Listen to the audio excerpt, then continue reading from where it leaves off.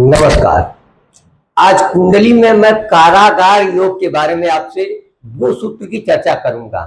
तो पहला सूत्र मैं आपको समझाता हूं कि लग्न का स्वामी, आपके लग्न में कौन सी राशि लिखी है, 1 से लेकर 12 के बीच में कोई भी राशि लिखी हो सकती है। तो आपके लग्न से मान लीजिए है 1 है तो मंगल लग्नेश हो गए, 2 लिखा रहेगा तो शुक्र हो जाएंगे, 3 लिखा रहेगा तो बुध हो जाएंगे। इसी तरीके से जो नंबर लिखा हो उस नंबर के स्वामी ये सामने मैंने मेंशन किया है। तो मैं समझाने के लिए आपको मेष लग्न की कुंडली पे समझा देता हूं। बाकी आपकी कुंडली जिस लग्न की होगी उस अनुसार आप उसको अपने कुंडली पर घटित करके देख सकते हैं। लग्न का स्वामी 12वें भाव में जाके बैठा हो और राहु के साथ युति बना के बैठा हो, और या फिर कहीं से राहु की दृष्टि 12वें भाव पे पड़ जाए।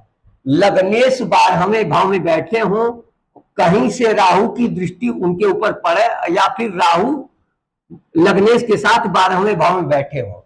तो यदि बैठे हो तो ठीक है, और यदि नहीं बैठे हो तो उनकी दृष्टि कहां कहां से पड़ेगी। तो ये चतुर्थ भाव में बैठे हो तो 9वीं दृष्टि पड़ेगी, 6ठे भाव में बैठे हो तो 7वीं दृष्टि पड़ेगी, और अष्टम भाव में बैठे हो तो 5वीं दृष्टि व्यय भाव पे पड़ेगी, जो कि कारागार योग निर्मित करता है।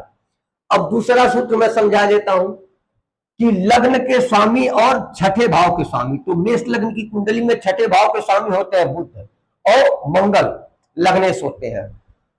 तो मंगल और बुध यानी लग्नेश और षष्ठेश केंद्र के चारों भाव में, तो केंद्र का भाव होता है 1, 4, 7, 10।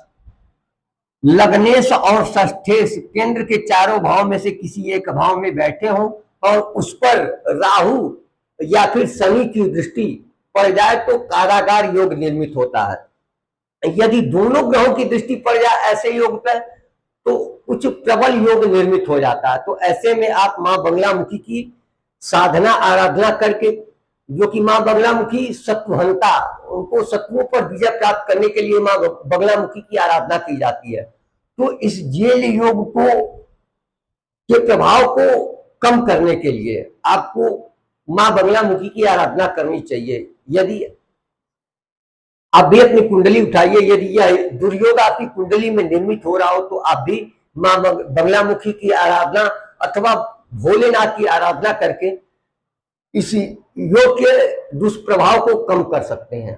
हर हर महादेव।